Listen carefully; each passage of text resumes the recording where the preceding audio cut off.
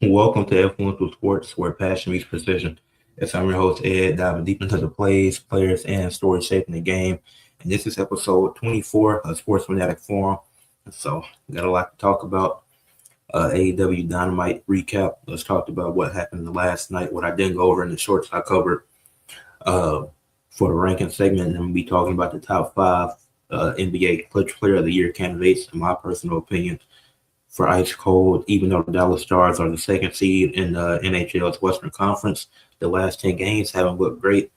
Men and women's college basketball, the Final Four is coming up, so I'm going to be doing my predictions for that. Joey Wimmer is leading the MLB in batting average, and to end it, who were the best performing athletes over this last week? We'll see at the end. Now, let's get started with AEW Dynamite. The show started. First off, a great way to kick off April. A banger of a show. I give it an 8.5 out of 10. Everything that I covered in the shorts earlier is what I liked about the show. So all of the criticisms that I might have, I'm saving for this because I don't think it was anything that I dissed. Yeah, I pretty much liked a lot of the stuff that took place last night. Chris Jericho returning was cool. It was super dope. At first, I was like, I want him to say more, but I was like, you know what? I'm glad that they're playing this out. Chris Jericho is back, and him ironically coming back on April 1st. When I seen the wrestling page posted he'd be returning to WWE as April Fool's joke. Then he returned to AEW that night in Winnipeg. I know he's from Canada. I don't think he's from Winnipeg, though. And he was just saying that he's home back at AEW. Seems like that's where he's going to finish his career. I really like that. Good way to get the show started. And then you segue into the contract signing between Kenny Omega and MJF, which I thought was really good. Both guys went super low with each other. Obviously, Kenny Omega was like, since you consider yourself a devil, I guess I just have to be that guy to take you down. So I thought that was a really good line. MJF, he talked about the severe injury that Kenny Omega had came back from and talked about, I went to see your doctor and got information about you, which is illegal, but in wrestling, none of that matters. Then not MJF, Kenny went even lower and he was like, I went to your doctor too, and he told me that you didn't have any balls. So that was pretty funny because he went low, but it was an entertaining, a funny thing to say.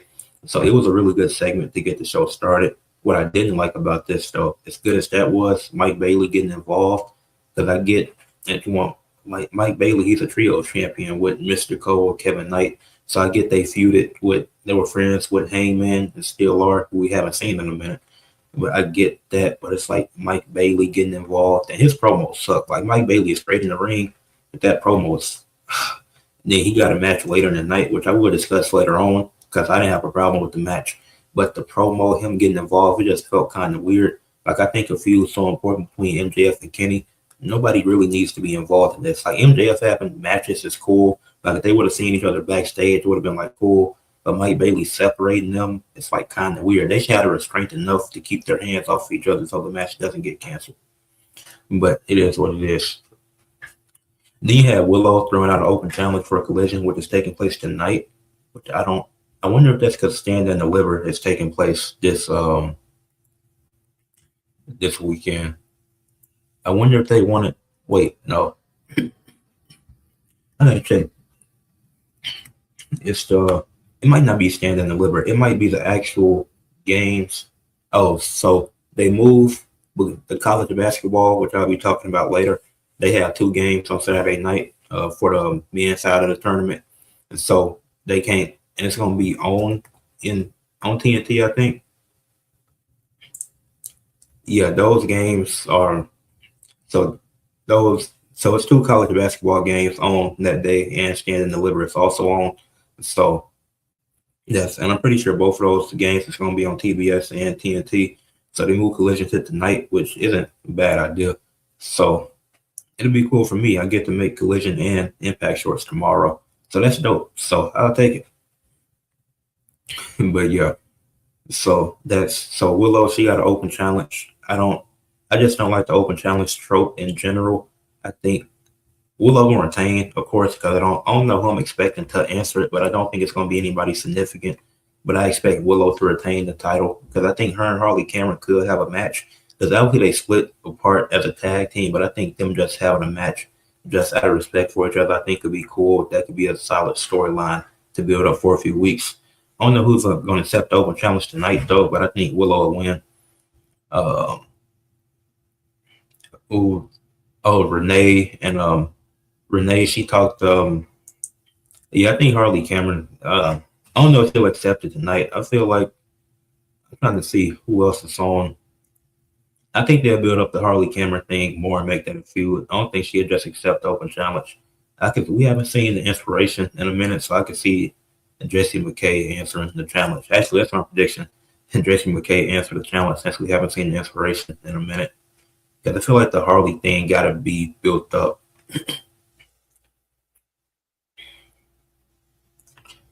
Uh, but yeah, you had Renee talking to Christian and Adam Copeland.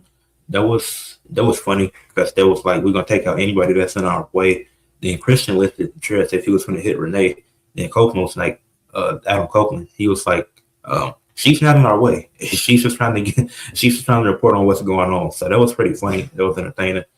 Then they were trying to find FTR who wasn't there, so they just beat down Rocky Romero and somebody else who was part of the Don Callis family. But so that was pretty entertaining. So I enjoyed that. Oh, well, I think this was also a good match. That all the matches last night were good. Osprey and Pac, that was a cool match because it's starting. They still building the feud with Osprey and Moxley because Osprey jumped Moxley earlier in the night. Then Pac, when it was time for Pac and Osprey to have their match, um, no Pac, no, yeah, and Pac he delivered a brainbuster on the ramp as he was coming to the ring, so that delayed the match by a few minutes because they wanted to play into that because he got a jump on Moxley when the Death Riders wasn't around, so now the Death Riders flipped the switch and get a jump on him, and so that was cool. The match ended up with Osprey winning anyways, even though Pac looked really good in the match. I kind of figured Osprey would win though because he won on a cheap roll up, so it's cool. So it still protects Pac as good as he wrestled. Then the whole Death Riders come out there and jump Pac, and he don't really got nobody to support him right now. So that was cool. And then he had MJF defeating Mike Bailey in the main event. That was a great match. I enjoyed it. Um, yeah, I thought Mike Bailey did his thing. Kenny Omega being on commentary was great. It added to the feud with Kenny and MJF. MJF had some cool moves. He did like a power bomb to Mike Bailey onto his knee.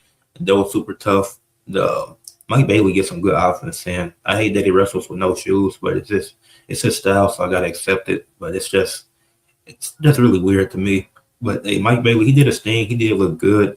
Like Mike Bailey, he can compete with anybody in the ring, but his promos just don't do enough for me, which is why I'm glad he's a trios champion. And I think he needs to focus on that trios titles. Him, Kevin Knight, and Mystico, it's some fun trios, feuds, and matches you could have with them.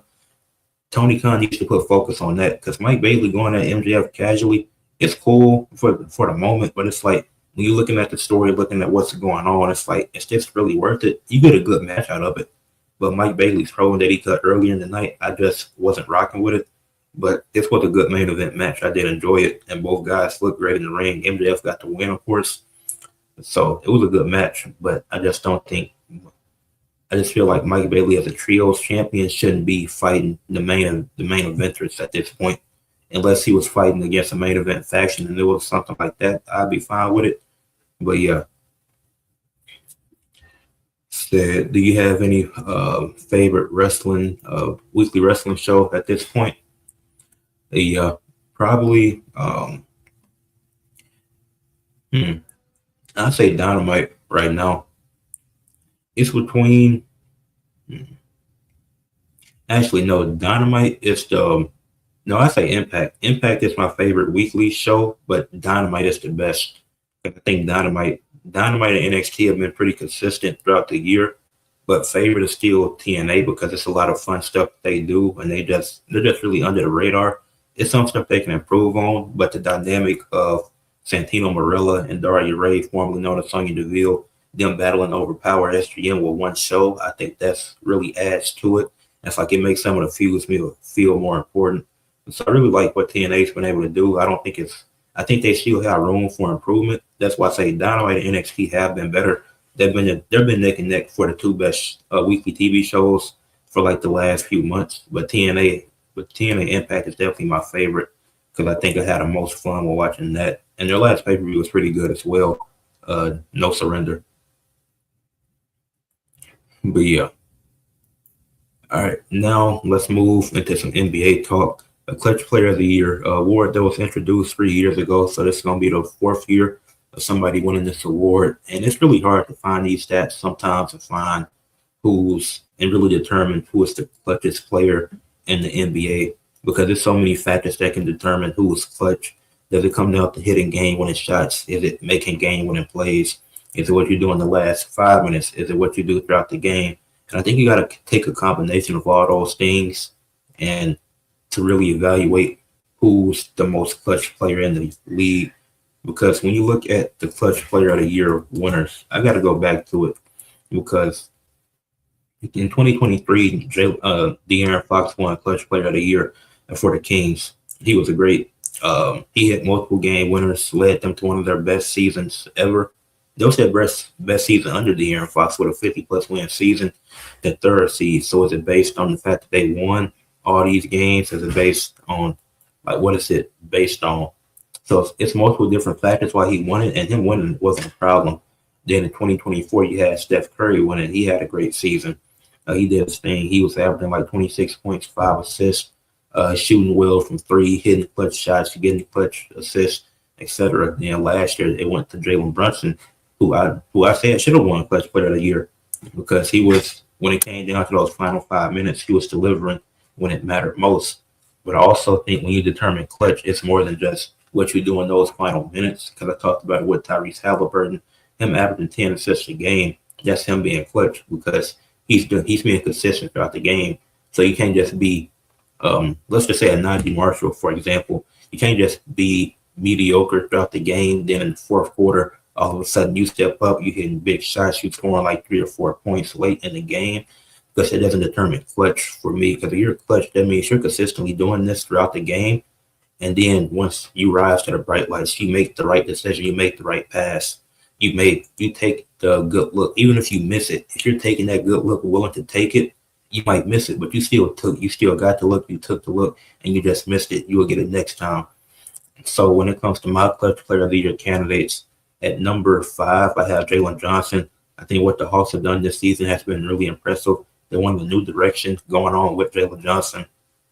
He's had multiple triple doubles throughout the season. I know a lot of people are talking about him in the most improved player race, but I think you should have him in the Clutch Player of the Year race because what he's done for the Hawks, turning them around. The last time they were this high seeded was in 2021 when they went to the Eastern Conference Finals under Trae Young, and obviously Trae Young dealt with injuries, and the Hawks just felt ready to move in a new direction. It was a great move. Jalen Johnson being able to get multiple triple doubles, leading his team to a 40-plus win season, which I think they've been in like 39, 40, but this year they're in top 5 seed. They're not in the play-in at this point in the season. And then he got the stats. He's averaging like 20-something points per game. He was an all-star. So I think with all that being said, it's right to have him in the Clutch Player of the Year race. I don't remember how many game winners, how many points or whatever he averages in those final 5 minutes because like I said, it's hard to find. He averages like 4 points in those last 5 minutes of the game or whatever. But clutch to me, it's not just what you do in the final 5 minutes. What do you do throughout the game? And throughout the game, he's also giving you good defense. He's a guy that's in multiple award races. People are talking about him in most improved.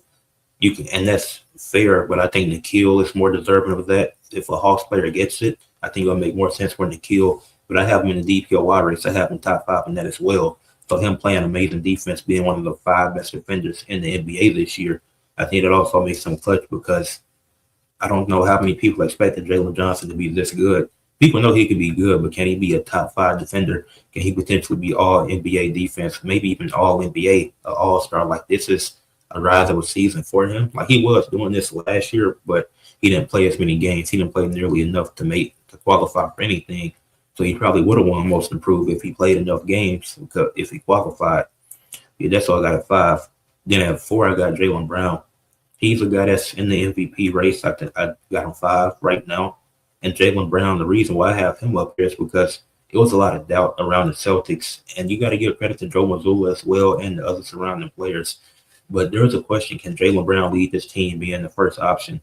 The Celtics are going to be a 6, 7, maybe even 8 seed without Jason Tatum this season. Nobody thought they'd miss the playoffs, but people didn't think they'll be a top 2 seed for most of the year. They thought they'll fall off, be like in the barely in the playoffs at 6 or in the play-in like 7, 8 range, maybe 9. Like people thought they'd be a play-in team without Jason Tatum, and Jaylen Brown's proving that wrong. He's giving you 30 points a game. When it comes down to those final minutes, the ball is in his hands because he's their most reliable player. You can trust him, even with Tatum back. Tatum just had a triple-double last night. Jaylen Brown had like 40 points. So I think you take into context what this team is, what people expected out of them. Nobody saw this coming from Jaylen Brown. I think you got to give credit to Namas Quaida as well. He's been a great center this year. I don't know how many people expected that either. But Jaylen Brown, he's an MVP candidate, which I don't think many people saw coming. Like, we know he's a finals MVP, but did we think he'd be a regular season MVP candidate? Which he likely won't win it. But him just being in the MVP conversation, how many people can say they expected that? Honestly, not a lot.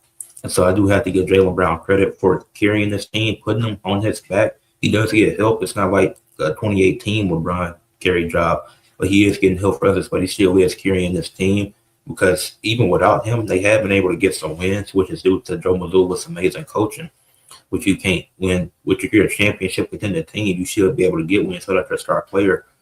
But even having Tatum coming back and they're still fitting well, and the end of the game is still give the ball to Jaylen Brown. It's not just because Tatum is coming off injury. It's because that's how much they trust Brown, and that's how much Tatum understands the game. Like, Tatum didn't have a problem with Jaylen Brown winning Finals MVP. He's made multiple All-NBA first teams. So I had to put Jaylen Brown in there for those reasons I just discussed. So I got him at 4. In my number 3 spot, I got Jamal Murray, who's hit multiple big-time shots, and he is a guy that I looked at. It's like he's also averaging 25. He finally made an all-star team for the first time, so he's still having a good season. But the reason why I put him in here is because I've seen him make multiple big-time shots in games, whether that's to send it to overtime, to cut a lead, to win the game. Like, he's hitting the big shots. I could have put him or Jokic, but Jokic, he already in the MVP race. So I was like, I might as well put Jamal Murray here because when I do my awards show at the end of the year, I want to have every multiple people in multiple categories. So I wanted to change it up. But it's not just a change, just to change it up. Like, Murray has been hitting big-time shots. He has won the Nuggets games. He's had multiple 50-point games while playing with Nikola Jokic. So Jamal Murray had to put him there for that. And the Nuggets are still one of the top teams in the Western Conference. And you can't be clutch and be on a bad team. I mean, maybe, yeah, because you got to be at least in the play-in to be. Yeah, because the Hawks, they didn't flush it out of the play-in. They were in there at one point, and Jalen Johnson, I still consider one of the top defenders.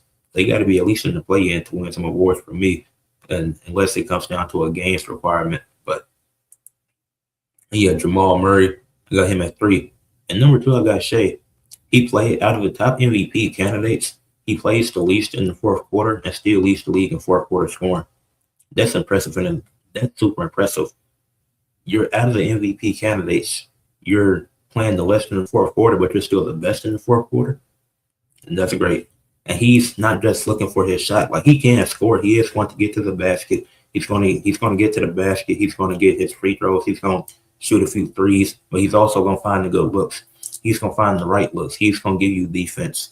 So what Shea is, and it might not be the best defense, but he's going to give you good enough defense to where if somebody's at the top of the key and he drops them and then they go to the paint, they're running into Chet or Hardenstein or Jay Will. So that's what you have Shea there for. And so, yeah, his scoring in the fourth quarter has just been amazing. His scoring in general is really good. So I got to put Shea at 2 for what he's done out of those MVP candidates. So Shea and Jaylen Brown, I do have in the MVP race, also have them in the Clutch Player of the Year race. So, but at number 1 for Clutch Player of the Year, I'm going with VJ Edgecombe. VJ Edgecombe has been really great in the fourth quarter for the 76ers. He's scoring. He's giving them good defense, whether it be a clutch block, important steal, important block, big-time buckets. Even if he's cold, he's not scared to take those shots. So what I've seen out of VJ Edgecombe in his rookie year, I think he is the best in the clutch out of those rookies. The Cedric Cowards, the Conn Nipple, the Cooper Flag, like, they're all great. They're all doing their thing. VJ Edgecombe, he should be the first rookie to win a Clutch Player of the Year. I think what he's been able to do in the clutch and throughout the game, the high start that he had, like, yes, he went cold for a little bit, but it's fine. He recovered from that, and he's been really great and impactful down the stretch for a lot of these 76ers games. So those are my 5 candidates for Clutch Player of the Year. Now we can segue into ice cold. Like I said, the Dallas Stars, they've been one of the top teams in the NHL. That still hasn't changed. But with ice cold, it just depends on what you've been doing recently, not throughout the entirety of the season. These last 10 games, they've been cold. They only have 3 wins in their last 10 games. They're 3-5-2 in their last 10. Ironically enough, they handed the Colorado Avalanche the first seed because the Colorado Avalanche, they're 49-15-10 and have 108 points. And this is the Western Conference specifically. While the Dallas Stars, they're 44-19-12 and have 100 points. Let's look at these. And like I mentioned, the Stars are 3-5-2 in their last 10. Let's look at one of those wins. Their most significant win came against the Avalanche in a shootout. They won 2-1. So it was a back and forth game, but neither goalkeeper really trying to, what's the word I'm looking for? Neither goalkeeper trying to, neither goalkeeper trying to lose. It was something else I was looking for. Wanted to make it sound fancy. But both goalkeepers was doing their thing, protecting the goal at all costs. They had both given up 1 goal. Going into overtime, nobody scored, so then it leads to a shootout, and that's when the Dallas Stars were able to win. So you would think they would gain momentum from that win, but it just these last 10 games in general just haven't been good for them. Their other win was in overtime as well, then they won another game by 3 points. So out of these last 10 games, they've lost 7 of them, and they lost 7 of them, 2 of which came in overtime. And they've been to a lot of overtime games. And they've been to 4 overtime games in the last 10. It's like 2 of your wins coming in overtime, so you need an extra time to win the game. With some teams, you do need extra time, but also I don't think that's good for certain teams because if you're a top contender, you should take care of business in regulation. No matter who you're playing in that stretch, you can't afford a 3-5-2 stretch because that's the difference between 1 and 2. Because at 2, you might be playing a 7 because you could get upset by a 7 seed or 8 seed. It just depends. But if you're 1, you're likely getting a better matchup because that 7 is likely better than the 8. And maybe that 7 just has some injuries that they dealt with. Maybe the 8 is a team that got lucky, got a few lucky wins, and now they're in the playoffs. You never know. Because then when you look at these losses, they've also had really close losses. So 2 of their wins were close by just 1 point, by 1 goal. They also have 4 losses by 1 goal. They have 2 losses by 3 goals and 1 loss by 2 goals. So they've been in 6 1-goal games where they went 2-4 overall, a few of which came in overtime. So I'm probably forgetting that as well. But going into overtime consistently, 40% of your last 10 games you've been in overtime. I just don't think that's good because that's wear and tear. It's more work, taking longer to win these games. It's like I don't think that's a recipe for success. But I still think the Dallas Stars are contenders. Depends on who that starting goalkeeper is. Because in each win came from Jake Orentinger. Jake Orentinger, he went 3-3. No overtime losses. He won some overtime. He won when he went to overtime. Like he lost some regulation games. He wasn't amazing. Just a 50% win percentage. But in the 6 games he played out of these last 4, he at least won 3 of them. He came up clutch in a shootout and an overtime by not giving up a goal in the overtime. Yeah, in the shootout and overtime, not giving up another goal. He came in clutch when it was needed the most. So Jay Orentinger, he led them to 3-3 in 6 of these last 10. So going into the playoffs, that's the guy you got to go with. Because what did Casey DeSmith do in the games that he played? He played 4 games. He went 0-2-2. So, and like I said, extra numbers, it's overtime losses. So he lost 4 games. He didn't win a single one. That's a 0 win percentage. He went 0-2-2. So if he's lost 4 games in the last 10, this has to be a sign for the Dallas Stars to say, hey, Jake Orentinger, that's our guy for the playoffs. Dallas, they need to make that decision. Dallas, that should be the plan. There's no reason for Casey DeSmith to start in the playoffs or even play. Unless Jake Orentinger starts having a really bad game, then you bring in Casey DeSmith. But if that's not the case, Jake Orentinger needs to be starting and playing the playoffs and honestly should start the rest of the season. To end this stretch, just play him the rest of the season because Casey Smith recently has not been good. With that being said, we've predictions. Hey, playoffs in the air for the NHL and NBA playoffs coming up. MLB season just started, but college basketball season is almost over. It's coming to an end. The draft's coming up, the WNBA draft coming up soon. The NBA draft gonna come up after the NBA season's over. Let's start with I'm gonna start with the women though, since their stuff is coming up sooner with the draft, their games tomorrow. Let's get started with the women's college basketball Final Four. You got South Carolina taking on UConn, both, and all four teams are number one ranked in their regions. So the women's Final Four features all number one seeds. So it's no more room for upsets. But yeah, I want to talk about let's talk about South Carolina and UConn first, because I think both these women's games is going to be really fun to watch. So I don't doubt that. So when it comes to entertainment value, like, I'm ready for tomorrow. I don't think I got to record anything. Well, I do got one thing to record, but you got South Carolina taking on UConn, and I'm going to talk about the keys to success for both teams, then talk about who I think is going to win the game and why. So we'll get into that. So at UConn and South Carolina, for South Carolina, I think there's three keys to success for them.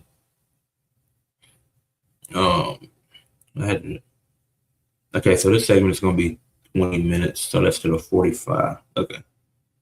So for South Carolina, they had to win the rebound battle. I think they had a size. They've done it multiple times. They've done it a lot throughout the season, which is why they're one of the best 4 teams in the country and why they've only lost 3 games. Them winning the rebound battle is super important for them because I think with the size of Joyce Edwards, Okot, and then maybe even Raven Johnson, even though Raven Johnson's not big, she's a guard. I think just including her because she's going to be important here as well. But South Carolina, they got to win the rebound battle. It's just, and I think it's possible, but you can't. But UConn, they got good size too, so it's not going to be easy. But even if it's just by a few, you need to create extra possessions, and you have to close out possessions. Because if you don't get those extra possessions, then UConn is going to take advantage of that, and they're going to score. And so it's going to be as simple as put. But the second key to success for South Carolina, Raven Johnson, I'm begging you, you can't wait till the fourth quarter to score. It worked last game because y'all were blowing that team. Wait, were they blowing them out? Or I forget if they were blowing them out, but that last game, she didn't score till the fourth quarter. Yeah, they were blowing them out by, it was like it wasn't a crazy lead against TCU, but you didn't score till the fourth quarter in that game. You can't do that again. You can't do that versus UConn. They're undefeated. They're 38-0. You can't go scoreless through the first 3 quarters and expect to still win. Unless you get ahead and leading by 30 early. And I just don't see that happening. I don't see either of these 4 teams getting blown out no matter who wins. You have to score. You got to score in those. If you score in the first 3 quarters, go scoreless in the fourth, I prefer you do that. But you can't afford to not be making shots, not being able to score. Like, even if you got to drive to the rack some more, get a few fouls, get some free throws, if you got 2 points, that's still better than the last game because you had 0 through the first 3 quarters. So you get 10 points, 6 came from the free throw line, you had 2 layups. I don't care. That's still 10 points at the end of the day. I want Raven Johnson to play her best, and she has to do that to give them a chance to win. So you got to be able to do that. Then South Carolina, you got to slow down Ozzie Fudd. I don't think Sarah's strong. I don't think you're slowing her down. So you got to slow down. You got to slow down Ozzie Fudd because I think it's easier to slow down a guard than a center. So you can slow her down and limit her. You have a pretty good chance of winning. Now for UConn, need consistent ball movement. I think that's been one of their biggest keys to success throughout the season. Just being consistently moving the ball around, getting good looks. Sarah Strong, I think she's going to have a double-double because I don't see them slowing her down. And your bench just has to simply be great. We know what their bench can do. We know how good they can be. Who was it? Blanca Quinones. Yeah, that's who I was. If she can do what she did last game, they'll be fine. So I just think the bench has to be great. But in this game, I am going with UConn. I think the undefeated season continues. It'll be nice to see. Well, I don't really care who wins. I'm not a dog in the fight, but I do think UConn's undefeated season continues. So I think their keys to success. I think they'll get all those things done. I don't know. It's not easy to slow down Ozzie Flood, but that is one of the keys to success. So I hope this can happen. We'll see. But I think UConn wins. Yeah, I think UConn gets the win. Now for Texas and UCLA. For Texas, Jordan Lee has to be efficient. You shot 2 of 17 last game. You're not doing that again versus a better ranked team and a better team in general in UCLA. So you can't go. And she's usually pretty efficient, but 2 of 17 in a playoff game, that's crazy. That's nasty work. So you can't go 2 of 17. Then for my other key to success for Texas, Rory Harmon, she just got to be good everywhere. Like she's a really good playmaker. She's good on the perimeter when it comes to getting steals and stuff like that. Just playing defense, reading passing lane. So you can continue doing that. Then I think Texas got a good chance of winning. Then Texas has to capitalize on free throw attempts. They're not the best free throw shooting team, but if you're able to get, let's say, 20 free throws, you have to make at least 17 of those. Maybe 16 at worst. But if you get those free throw attempts, you got to capitalize on them and make as many as possible. Like you can go 20 of 20, that'll be amazing. I don't think it's realistic. But if you go 18 of 20, like I think that's a really solid night. That's a solid performance. And you don't need, and everything else, it's just going to depend on whatever else happens. But when you get those free throw attempts, you got to capitalize on those. And so those are my keys to success for Texas. Now for UCLA, their keys to success, you got to shoot well from three. I think that could apply for any team, but I don't want to make every key to success the same. But I think it's important for UCLA to shoot well from three because they have throughout the season. So continuing that, shooting well from three. You don't got to shoot like 48%, 51, like that's not realistic. But you can shoot, and because it's just one game, but you can shoot 40 to 42, 43% from three, maybe to 38. Like maybe 38 can win you a game, but it's been some high scoring, some high efficient threes. Like I think I'm wording that wrong, but it's been some games where the efficiency has been pretty crazy from three. So you can shoot around 38 to 43%, which is a wide range. You have a good chance of winning that game. Another thing that you did throughout the season is multiple players have scored in double digits, have scored 10 plus points. So you need that. You can't have just one player go off. You can't. Let's just say Walker, let's just say she has a 20 plus point performance. That means either somebody went Cody or just having a great shooting night. But if she's the only person with 24, 25 points, and nobody else in double digits, you're going to lose. But I don't think that's going to happen at UCLA at the end of the day. So you need multiple players, 3 to 4 players scoring 10 plus points. And the most important player, Lauren Betts, she got to control the paint, whether that be getting layups, whether that be blocking shots, getting rebounds, crashing the glass offensively and defensively. Lauren Betts, you have to be a monster in that paint. So if Lauren Betts is able to do that, UCLA got a good chance of winning. So this one, I think it's hard to predict both of these because when it comes to the women, both teams, all 4 teams are just really good. But I'm going to go with Texas. I don't see Jordan Lee being inefficient again, shooting 2 of 17. I don't see that happening. I think if she takes 18 shots, I think she makes 8 or 9 of them this time around. And I think Lauren Betts will be good, but I could see them going cold from 3 because it always happens to somebody. And I think it's still going to be close. But I'm going with Texas for this game. I think they take it. Like I said, it's close. It's really hard to predict. We'll see what happens. But for the women, I got UConn. I got UConn's women's team winning and going to the national championship. Then I got Texas women's team winning and going to the national championship. So it'll be Texas versus UConn for the women's college basketball national championship this year. That's what I think will happen.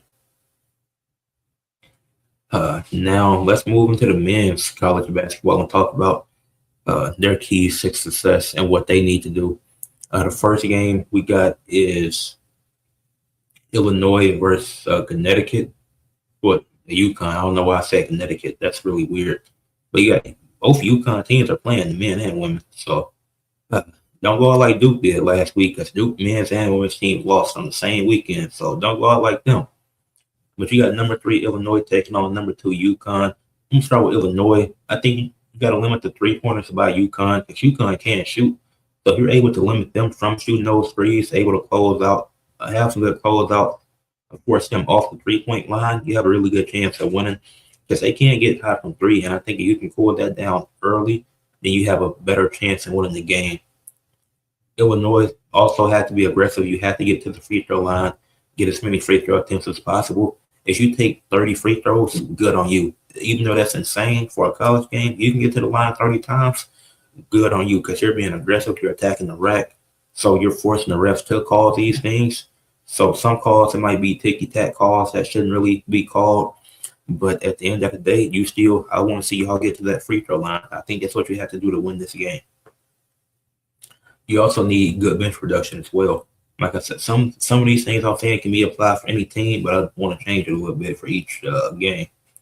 You need good production out of your bench. Your bench can give you good stuff, especially if your starters are struggling, and you have to roll with the bench for the last 5 minutes of the first half, and it just comes do that. Do whatever it takes to win. This is the most important.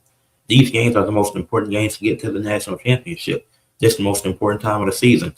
So you got to keep rolling with your bench. Roll with your bench, and it is what it is. But then for the other side, for UConn, I think they have to push the tempo. They got to be fast.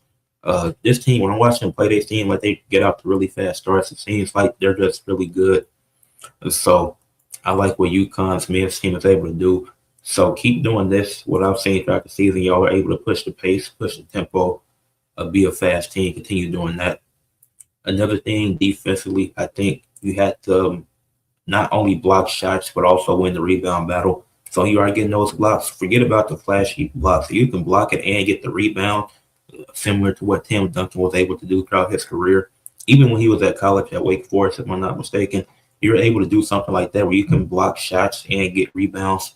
It's going to help you win the rebound battle, because you're preventing shots from going in the basket. Then you're creating then you're stopping the other team from getting extra possessions. I think UConn has the ability to do that. So do that however you can. So we'll see what happens with that. And then Terrence Reed Jr., he got to have 20-plus points. Terrence Reed's been great this year. But can you drop 20-plus points, 24, 25, 26 points? One of the most important games of the season. At this point, it is the most important now, because if you lose this, you can't get to the national championship. So are you going to be able to do that? Are you going to be able to step up and be amazing? But with that being said, like I said, all these games are hard to predict.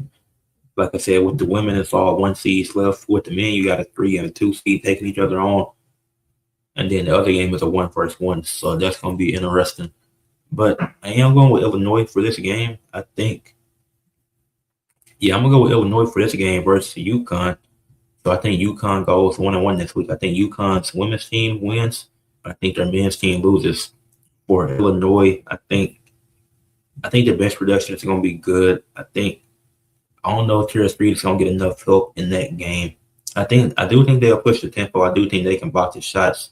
But I don't know if his other team makes a step up to give him another 20-plus point score that night, or somebody that can get him 17, 18 points.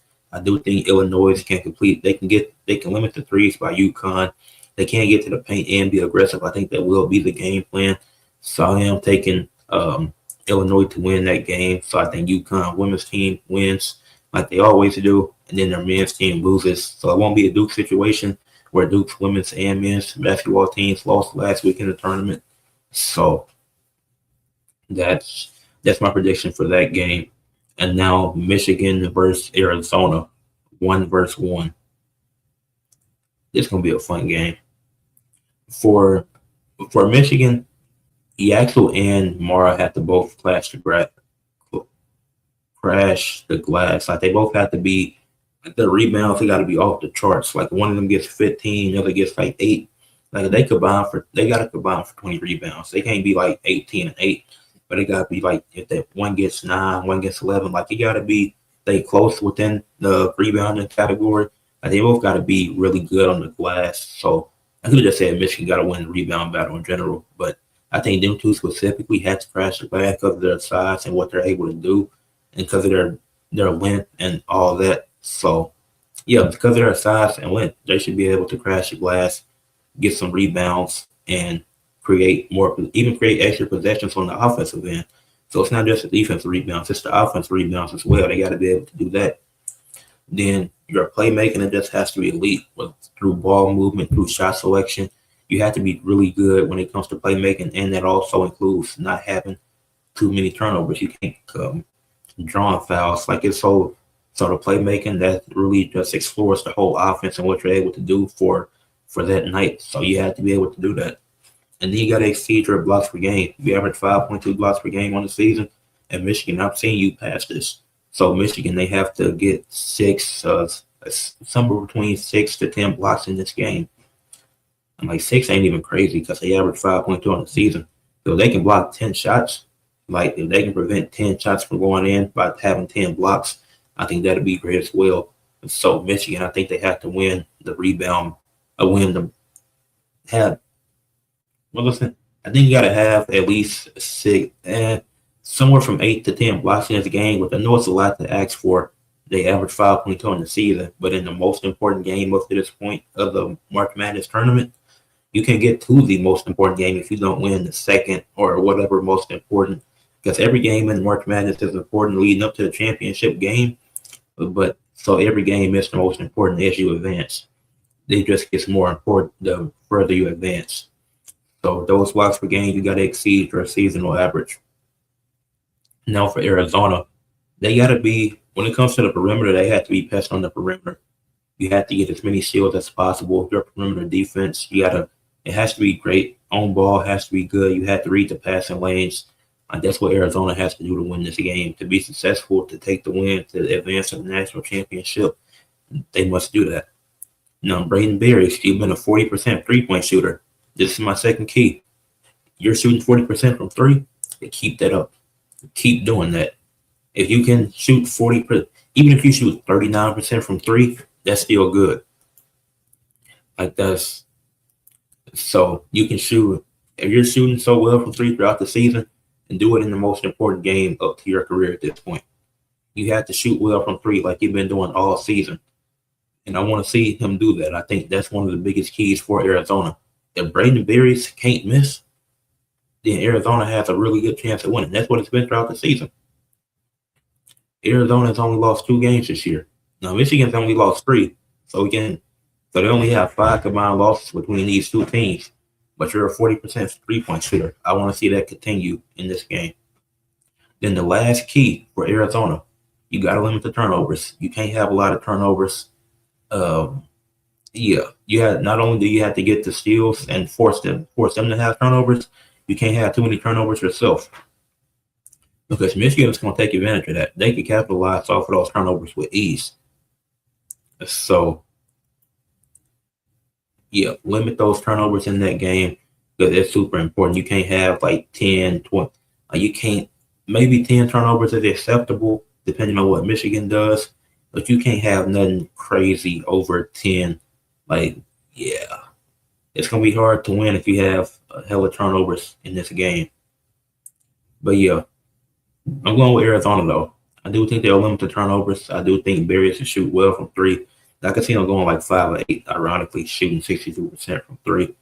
And I do think they'll be getting the steals. Michigan, I think Yaxel and Morrow crash the glass, but I don't know if they'll get the block that I'm expecting and want them to get.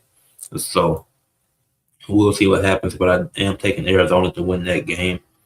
So once again, I'll repeat it. I have UConn beating South Carolina.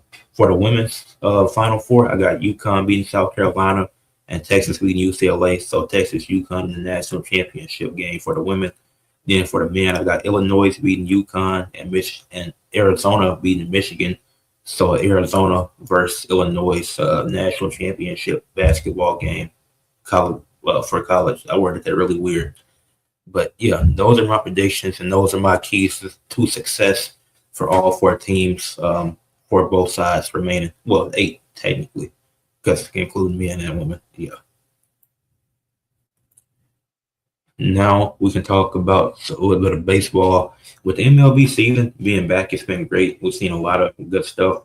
Um, I made a video. I've dropped some shorts. So yeah, you got the Yankees 5-1, the Kansas City Royals 3-2 on the season. The Guardians 4-3 have already played 7 games for whatever reason. Actually, no, that's not crazy. But yeah, I'm saying all this. Well, yeah, my Cardinals we're 4-2, so we had a good start to the season. The Miami Marlins are 5-1. But for the impact stat, we got to talk about the MLB batting average leader, Joey Wimmer.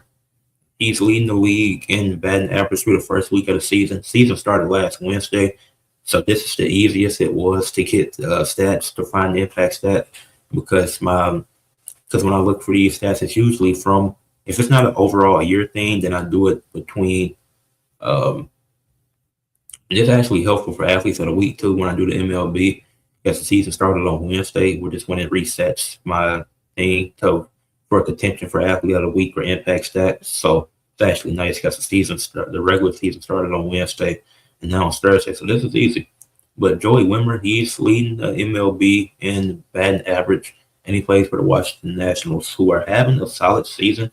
They're 3-3 so far, but they're just third in the National League East, which is fine. Baseball is a long season year round. So, let's talk about more of the stat.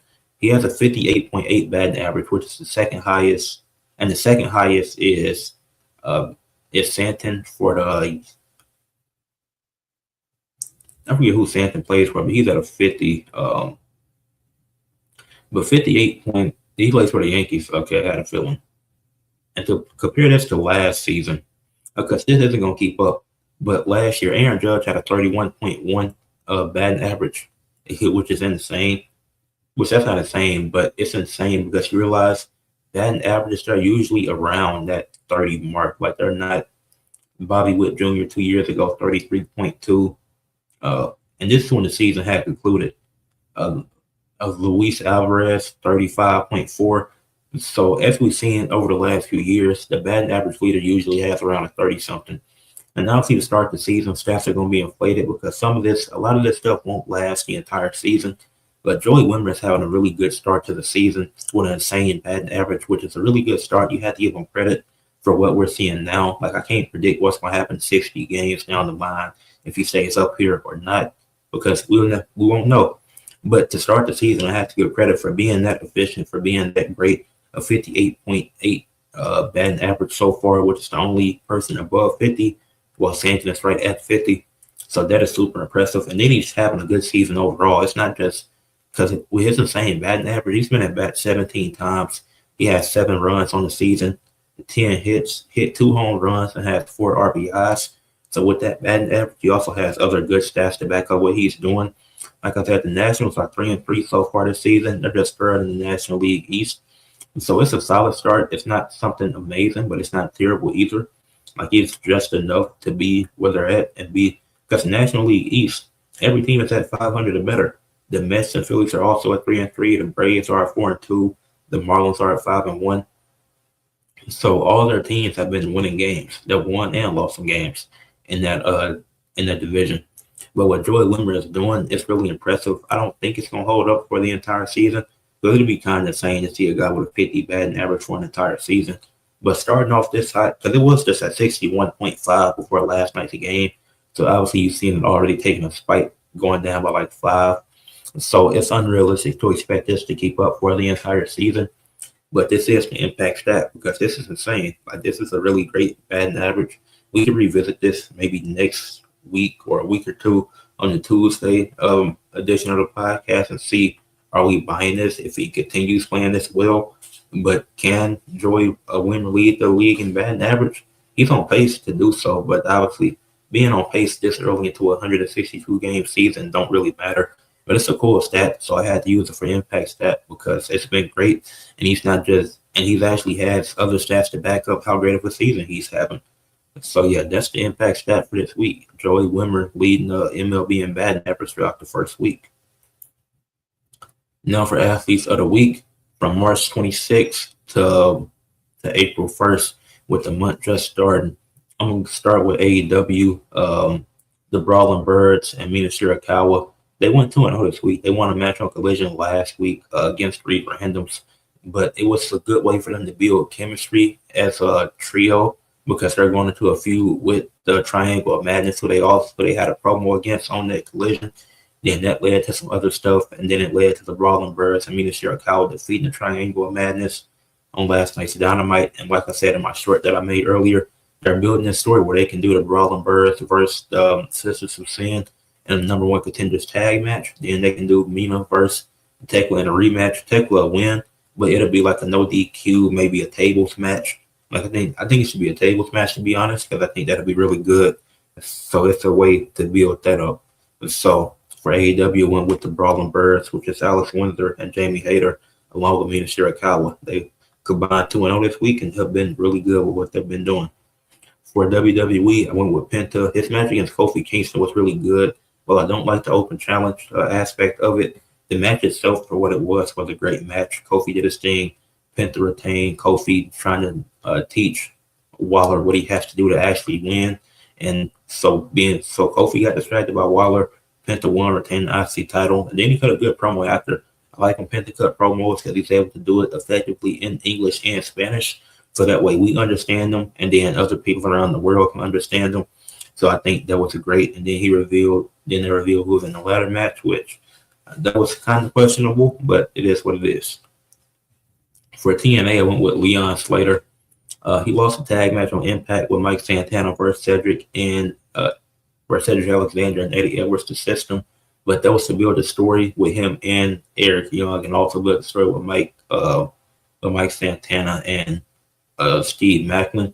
But then on Sacrifice, when he defended the title against Eric Young, he got the win. It was a really good match. Only part I didn't like was Eric Young biting him. That was kind of weird. But Leon Slater did a stain this week. Both matches he was in was really good, and he's done a great job since being back getting over the visa issues that was happened earlier in the year. But yeah, Leon Slater for TNA. For the NBA, I went with Victor Wembanyama. The Spurs went 3-0 this week.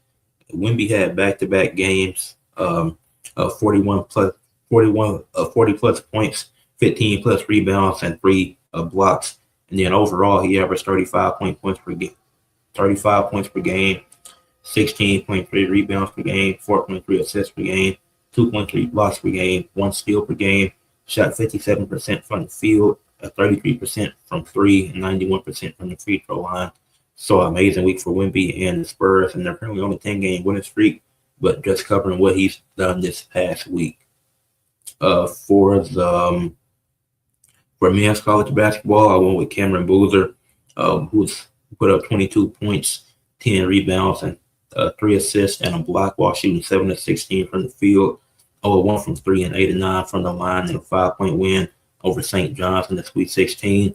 Then he had a 27-point game along with 8 rebounds, 4 assists, and 2 blocks while shooting 10 of 21 from the field, 1 of 4 from 3, 6 of 8 from the free throw line, and a 1-point loss versus UConn in the Elite 8. Despite the loss, he was still fantastic in that game, did everything he could to try to will Duke to a victory.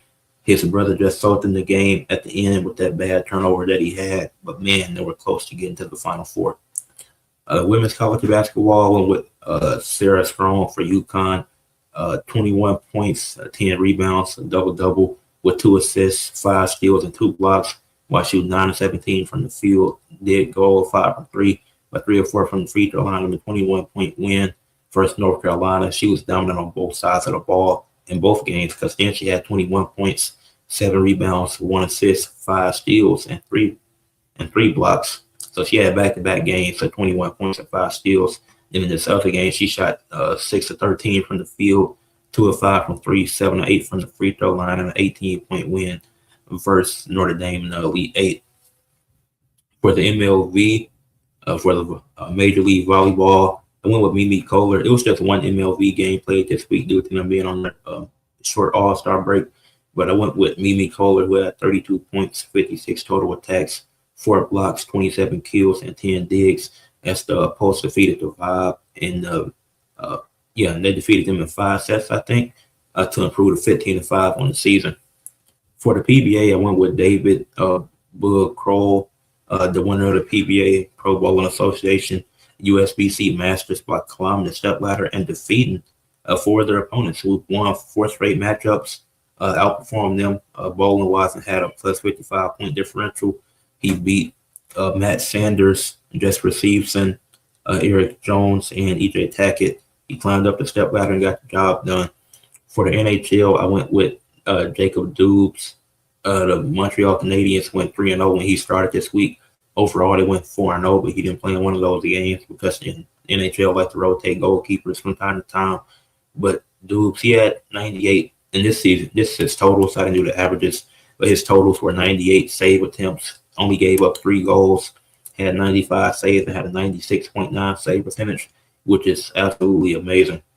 For the MLB, or the Major League Baseball, William Hicks, who has 12 RBIs, which is leading the league so far, has 3 home runs, and he had 7 hits. As the Marlins have got off to a hot start, are 5-1 so far this season, and are first in the National League East. So that wraps it up for my athletes of the week for this previous week. Then let me answer this question, and I'll be off. You said,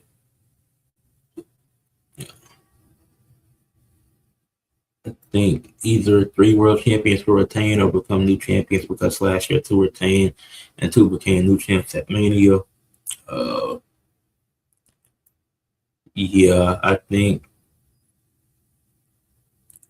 think Jade retains, which I'll do. I'll go deeper into my Mania predictions when it gets closer to it.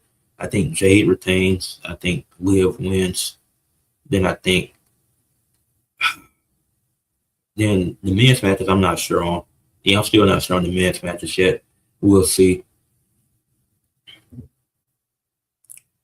Said you hope the NXT men's Big 3 all do well. It's a possibility that the Big 3 could all win. The Brock match, I think Trick is a for sure. Javon is like 60-40, like 60% Javon, 40% Penta retains. The other guys just don't seem realistic to win that match. And then Oba, it's really 50-50. So it'll be nice if all 3 of them won. They might go 2-1. They could all lose.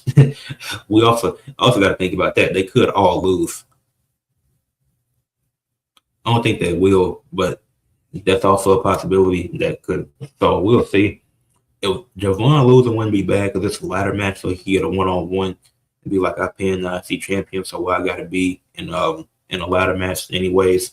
So he could just get a 1-on-1 in the future and take on, because you got like 3 events right after WrestleMania. So if Javon got this moment at Backlash and a 1-on-1, that will be cool. I think Javon taking the loss will be fine. Oba depends. Trick can't lose. I think Trick has to win. He doesn't guarantee. Brock Oba is 50-50. Javon, like I said, if he wins, it's cool, but it's also a ladder match, so it's really each guy has a 20% chance, if I'm doing that math correctly. Yeah, with 5 guys, it's all we each got 20% chance of winning. So it's like he has the lowest chance mathematically, but I think realistically, Trick, I feel like is a guarantee. Like I'm like 85% sure Trick is gonna win. Javon, like I said, it's like 60-40, maybe 55-45. I think it's a higher chance Javon wins, and then Penta will be the second option because him retaining isn't a bad choice. And then Oba Brock is really 50-50 because Brock could put Oba over with a win, but he could also lose, and Brock could still put him over, like saying good job, kid, or something like that. But that one's really 50-50 for me. But with that being said, hope everybody enjoyed this episode of Sports Fanatic Forum, episode 24. Make sure you leave a like if you haven't already. Subscribe to the channel. Comment your thoughts if you're seeing the replay of this. And share for others to see. Peace.